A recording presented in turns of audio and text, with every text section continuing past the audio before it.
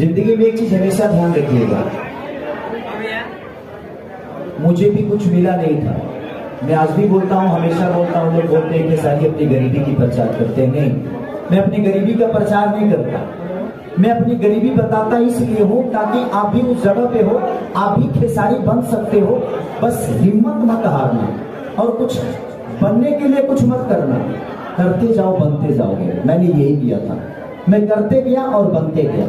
और कोई प्लेटफॉर्म छोटा नहीं होता है। आज छोटे छोटे मेरे यूट्यूबर भाई जितने हैं, कभी कभी लोग गलत बोल जाते हैं, हम भी कभी कभी इनके बारे में गलत बोल जाते हैं, लेकिन आज ये छोटे हैं जरूर, लेकिन किसी दिन इनकी औकात इतनी बड़ी हो जाएगी कि शायद आज तक भी इनके पीछे हो जाएगा।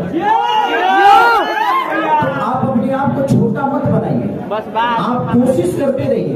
हाँ, बशर्ते आप अपने शब्दों को ऐसे रखिए जैसे अखिलेश बाबा बोले मेरी औकात नहीं थी, लेकिन